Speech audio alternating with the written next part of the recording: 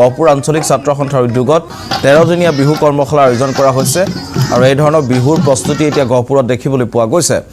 গহপুৰ আঞ্চলিক ছাত্ৰ সন্থাৰ উদ্যোগত বিহু নাচৰ কৰ্মশালা আৰু সেই বিহু নাচৰ কৰ্মশালাত এক উখল মাখল পৰিৱেশ।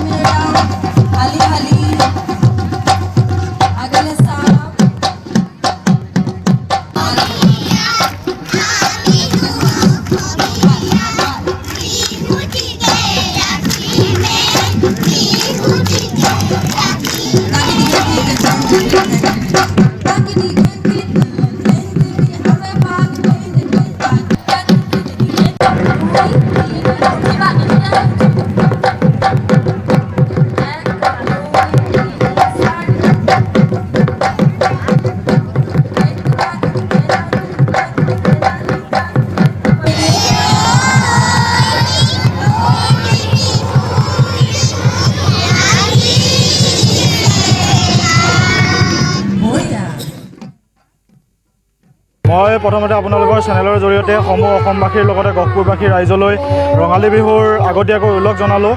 গহপুৰ আঞ্চলিক ছাত্ৰ সন্থাই প্ৰতি বছৰে বিহু কৰ্মশালা আয়োজন কৰি আহিছে। এই বৰ্ষও তাৰ ব্যতিক্ৰমী নহয়। এই বৰ্ষৰ এপ্ৰিলৰ 1 তাৰিখৰ পৰা এপ্ৰিলৰ 13 তাৰিখলৈকে 13 দিনীয়া কাৰ্যসূচীৰে গহপুৰ আঞ্চলিক ছাত্ৰ সন্থাই বিহু কৰ্মশালা আয়োজন কৰিছে। অভিজ্ঞ প্ৰশিক্ষকৰ দ্বাৰা আমি ইয়াত কৰ্মশালা দিছোঁ। সুদূৰ ধেমাজি আৰু ঢকুৱাখানাৰ পৰা আমাৰ প্ৰশিক্ষকসকল আহিছে, তেওঁলোকে ইয়াত প্ৰশিক্ষণ প্ৰদান কৰিছে। আপোনাৰ ইয়াত 5 শতাধিক ছাত্ৰ ছাত্ৰীয়ে অংশগ্ৰহণ কৰিছে। ঢোল বাদন, বিহু নাচকে ধৰি গগনা বাদন, পেঁপা বাদনক আদি কৰি বিভিন্ন বিষয়ক বিহু কৰ্মশালা ইয়াত ৰখা হৈছে। আমাৰ 1 তাৰিখৰ পৰা 13 তাৰিখলৈকে যি বিহু কৰ্মশালা, তাৰ 14 তাৰিখে গৰু বিহুৰ দিনা আমি ইয়াত সাংস্কৃতিক সমাৰোহৰ আয়োজন কৰিছোঁ। বিভিন্ন জাতি জনগোষ্ঠীৰ দলসমূহক আমি নৃত্য প্ৰদৰ্শন কৰিবলৈ আমন্ত্ৰণ জনাইছোঁ। তেওঁলোকে ইয়াত নৃত্য প্ৰদৰ্শন কৰিব। ৰাতিলৈ আমি সাংস্কৃতিক সন্ধ্যাৰ আয়োজন কৰিছোঁ। মই সমূহ গহপুৰবাসী ৰাইজৰ উপস্থিত